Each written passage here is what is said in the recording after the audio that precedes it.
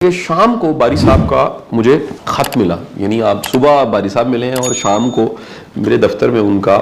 ایک خط آ گیا، انگلش میں لکھا ہوا خط تھا، جس میں انہوں نے بڑا مجھے اپریشیٹ کیا، چھوٹی چھوٹی چیزوں کو انہوں نے آبزرو کیا ہوا تھا۔ انہوں نے بتایا ہوا تھا کہ جی آپ کے دفتر کی جو ایک نفاست ہے اور جو خاموشی ہے اور جو یہاں پر ایک روحانیت اور اطمینان سا مجھے محسوس ہوا ہے وہ کمال کا ہے، لیکن اس پورے خط میں ایک چیز بڑی غیر معمولی تھی جس پہ میرا دل کیا کہ ہمیں بات چیت کرنی چاہیے۔ وہ باری صاحب نے آخر میں، اگر آپ یہ گرین کلر سے دیکھیں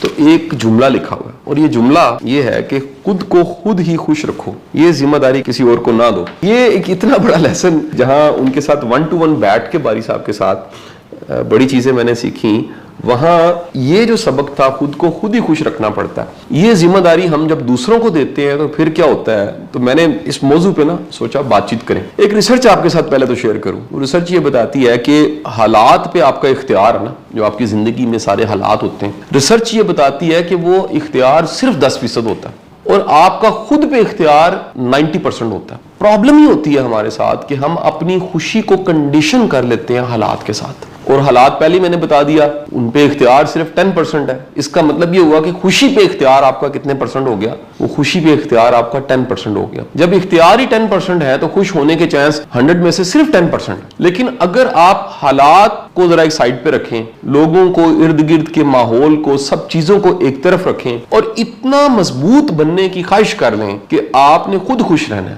اور خود خوش رہنے کے لیے کیا کیا کرنا ہے وہ میں آج آپ کو بتاؤں گا۔ جو اویلیبل سارا ڈیٹا ہے، ہیپینس آپ جانتے ہیں کہ میرا پسندیدہ موضوع ہے اور پچھلے کئی سالوں سے اس موضوع پہ میں بات کر رہا ہوں۔ میری پہلے بھی بے شمار ہیپینس پہ ویڈیوز موجود ہوں گی، لیکن آج اس انداز سے کہ کیا کیا کرنا چاہیے، اور سادہ سادہ آسان کام اگر آپ اپنی لائف سٹائل میں شامل کرتے ہیں، روز اسے کرتے ہیں، تو پھر آپ کی کوالٹی آف لائف اور آپ کا جو